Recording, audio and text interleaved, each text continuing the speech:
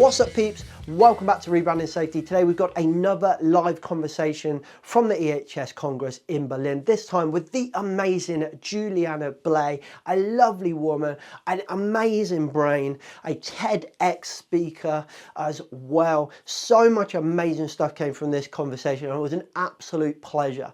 It was a live conversation again from the EHS Congress in Berlin. If you are gutted that you have missed the Congress in Berlin, make sure you check it out for the next year. I definitely think it's worth the trip. It's an amazing couple of days to evolve our brains and challenge the way we think and come up with new ideas. But if you are so impatient that you want to check something out, they made an amazing announcement in Berlin that they are bringing the Congress to partnership with the conference that we have every year in December in London. There is another kind of mini event going within that event run by the EHS Congress team, which we're going to talk about more in the next podcast with Andrew. So make sure you check that out as well. We'll put the website in the description below. But for now, let's get into our amazing conversation with the amazing Juliana Bley. Do you want to introduce yourself to start off with, Juliana? Yes. So I'm Juliana Bley. I'm from Brazil. I live in Brazil and work in Brazil. Yeah. I've been working in the EHS area for 25 years almost. And my passion in this area is learning processes, the learning processes. So I am really interested in how to support people to this development, people in this area, leaders, EHS professionals. Nice. So you're a health and safety professional. I am psychologist. Okay, yeah. I thought that's what I picked up from my research, is that you're a psychologist. Yeah, I am psychologist. Because your TED Talk's about psychology, isn't it? My TED Talk is about managing crisis and change management. Using self-care and healthy and safety practices to support our crossing over during the crisis.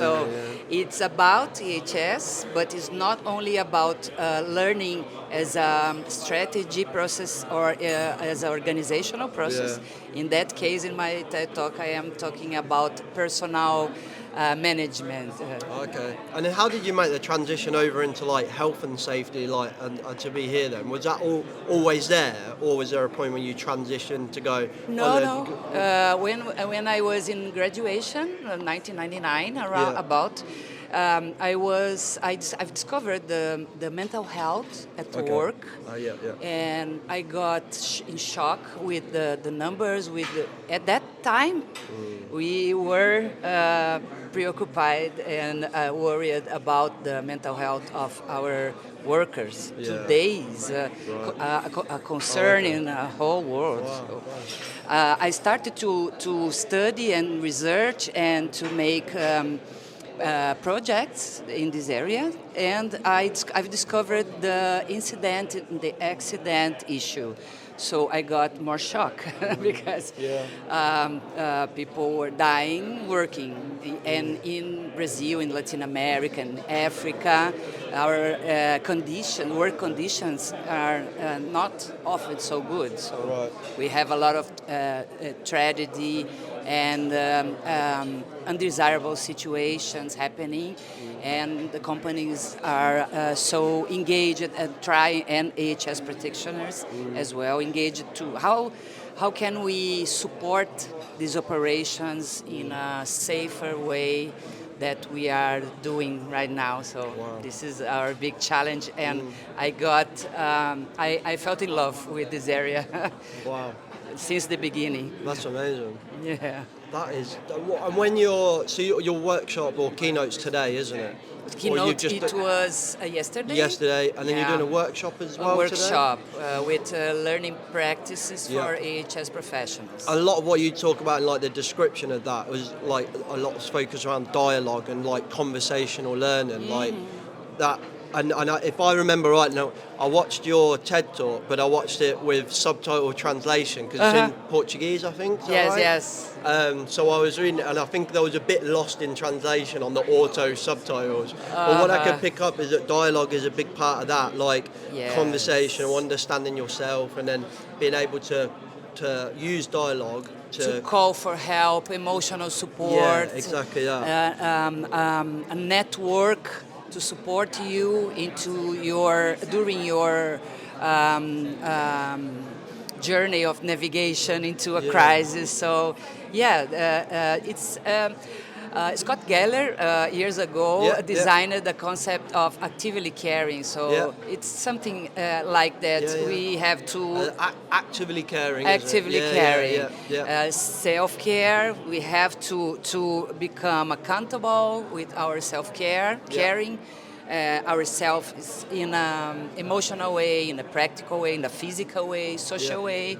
We can live a life in engaging in caring for each other and receiving caring, receiving support, and running a culture of care around us in family, in society, everywhere. So the dialogue thing is. We are saying into the learning area that we are now lifelong and life-wide learners. So life-wide is now we have to learn everywhere with everyone. We are not connected strictly with formal education and learning anymore. Because we are learning with podcasts, with YouTube videos. So in everywhere with everyone. So learning is a lifestyle. And lifelong because we have to reskill and invest in our self-development and evolving every day during all of our lives. The learning don't stop when you finish your graduation. It's not about this anymore.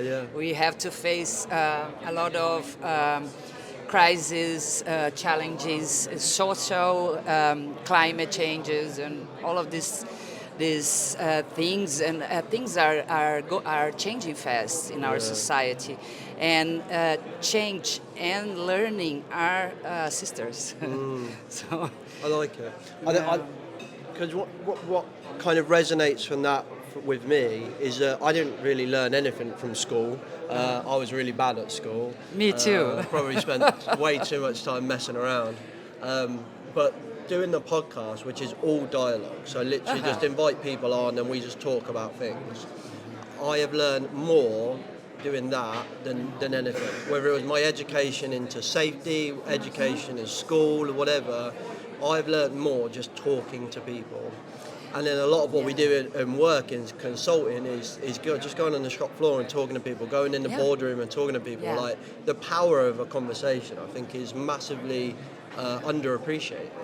Yes, learning for human beings is made by relationship, and school, unfortunately.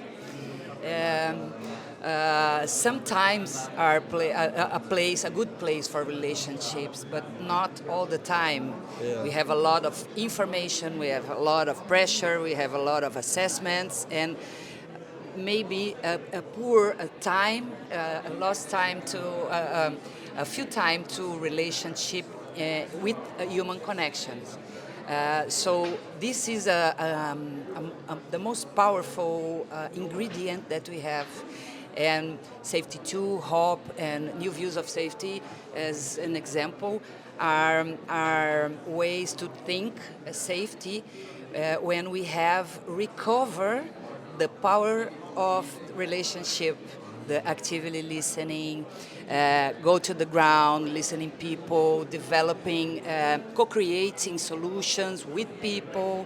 It's not important if that people has a master degree. This is not the thing.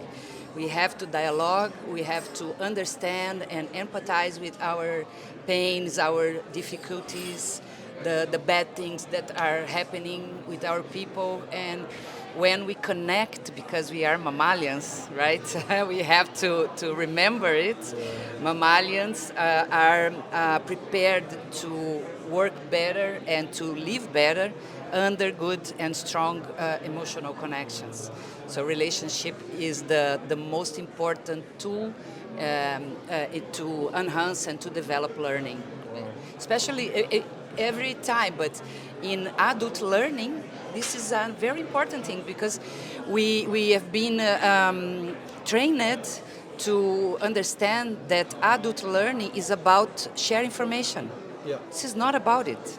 Yeah. Adult learning is about relationship. Yeah. And information is part of the process. Yeah. Is another ingredient into the plate, but it's not the most important. So when you have a teacher, a master, an instructor with a lot of content, but without relationship, without passion, without openness to dialogue, we will not learn a lot with this person, and you can sit down and have an informal conversation with the person, and this conversation could bring you more learning, more development, more insights than a lecture with 100 slides and a lot of content, you know? Yeah. When you talk about as well in your work of like traditional approaches to learning, and then like what you're kind of talking about, what does that look like in like the working environment? Is it just a lot of relationship building and conversations, or is there more to it as well? It's a mix of a lot of ingredients in a good design. Today we are talking about learning design. Okay. We can design experience learning, as an example, with VR, with simulators. When you have VR and a good software simulating a risk situation, but you don't have a good educational plan around this technology, this is only entertainment. This is not education, you know? So we have a discussion, video game is, our child are learning something with video game. Sometimes it depends on if we are evolving the technology with a good plan that fits with the learner necessity, the things that the apprentice are going to learn to do something, and the resources are full connected with these needs, and we can connect each other, we can open a safe space to failure, to discuss some not so clever thing. So this is a good environment to learn things. So the innovation into this area is not only about technology, it's much more than that. It's about reduce in a way the whole of the content. The content is not, inform is not training. It's not the same. So I can show you 200 slides with content, and you go out and you will not do anything different because you've heard a lot of content. So I have content, but I am not applying. I don't know how to apply it. I don't have abilities, skills, I don't have techniques, I don't have strategies, repertoire, so it's not possible to transform information and behavior. When you move into a more multidimensional education, not only with content, but with relationship, trust and relationship, a safe space to practice, to play, different resources, videos, study cases, interaction, visits on the floor, and real cases. We can mix a good menu of plates, and it enhances the chances that you have that objectives turns into practice, you know. So we enhance the effectiveness and maybe the pleasure and the engagement of these people into the organizations, as an example, with learning process, because now if you ask people to go to a safety training, I am not sure if your room will become fulfilled. I am not sure. No, won't. Yeah, people are not interested in go to the No, safety training. no. So this is this is one of my preferred challenges. How can we organize this moment that when we are inviting people to come, they, oh wow, that safety training, yes, Yeah. I will definitely go there, Yeah. and I will quit my meetings, Yeah. and I'm going to this moment because this is good for me. This will enrich my way to handle things, to relationship with people. Yeah. So there is a gain. It's better for me to go there than to go to the office. Yeah, I like to go to the safety training. This is my dream. Yeah. Listening people to telling this thing. I really like to go to this safety training. Oh yes, we are doing an amazing work. Yeah. I like what you were saying there about like we can have the content and the tools and that, but we still need to have like a bit of a strategy, or like what are we trying, why are we having this conversation? What Yes, are we the purpose. Like purpose to it. Yeah. And that, we get quite a lot where someone will be like they've read a book about hop, or they've read Sydney's work or whatever, and they've got, oh my god, I want to do like a learning team and I want to do this stuff, and it's like, okay, why? Why? Why do you want to learn? Yeah. Because we have to design it in a way that gets what you want. Uh-huh. So, in a nutshell, first we have to ask why we are planning a training and not changing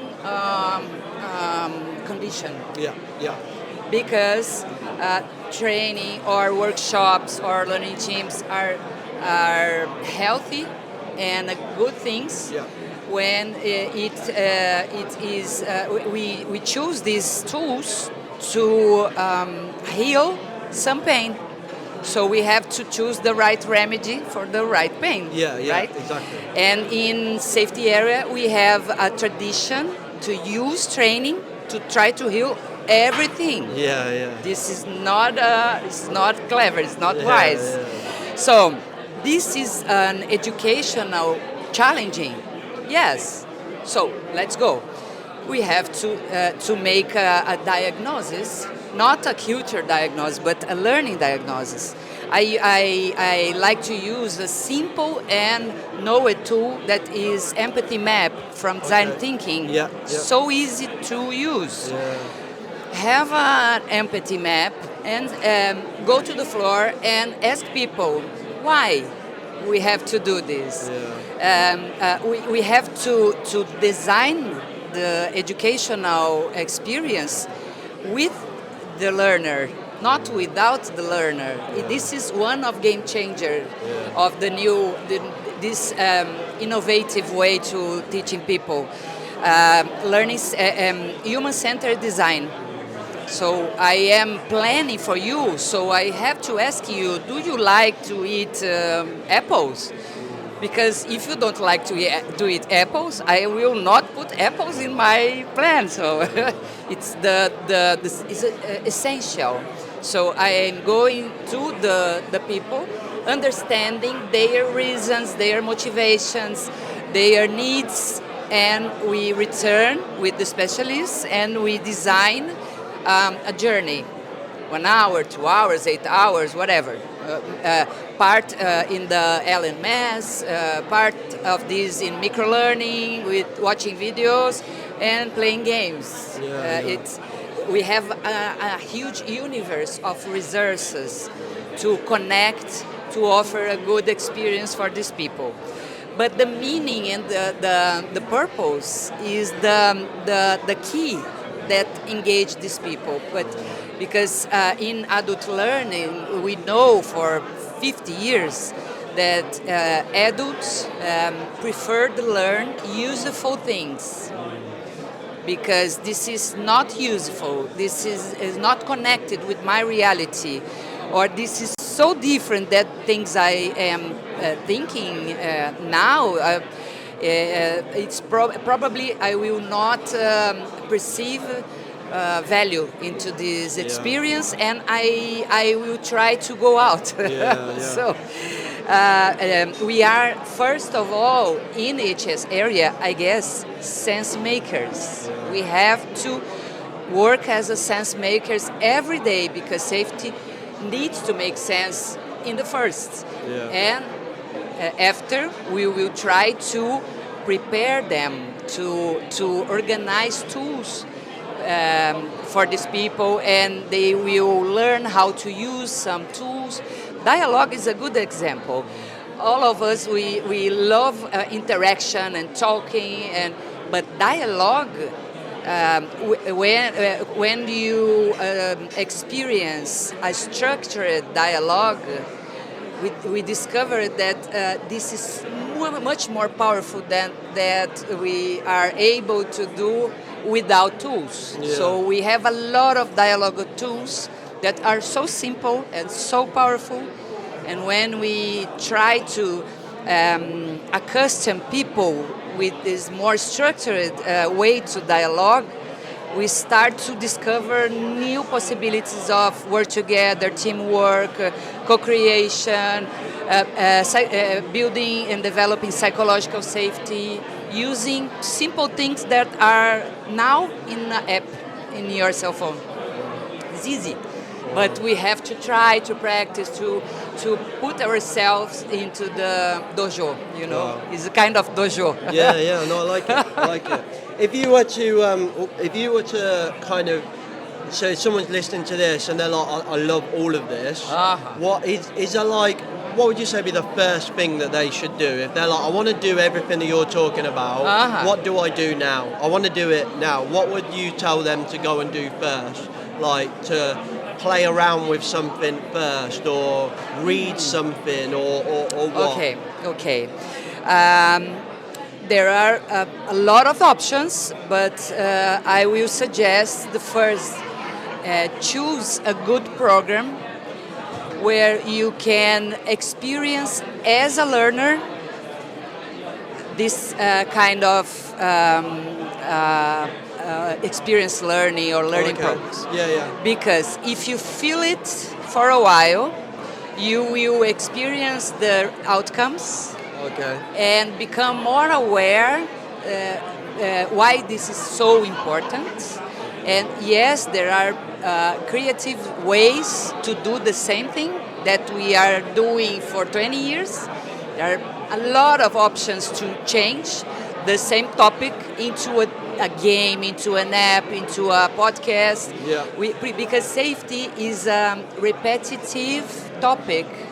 We are always talking about the same thing, you know? If you have a lot of tools in your toolkit and a lot of different strategies, you can teach for the same people the same topic during 20 years, every time in a different way. And this is it turns into an interesting topic experience. Oh, I know about it, but I go there because that people is nice and the experience is good. And wow, every time I have to reconnect with this topic. So the first step is to live the experience, good experience. And we have into this safety area some of this experience, and we have a lot of options around.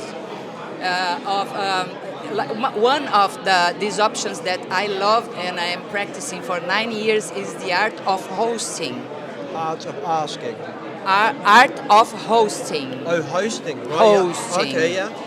There is a website, artofhosting.org. Oh, okay. And it's a global community. In Brazil, we have a lot of events, and in Asia, Africa, all around in Europe, we have a lot of events. You spend 3 days or 4 days practicing participatory leadership, collaborative practices, dialogue, the art of harvesting, collect the results that matters. So Art of Hosting, for me, was a very nice school because you find people from several different backgrounds, NGOs,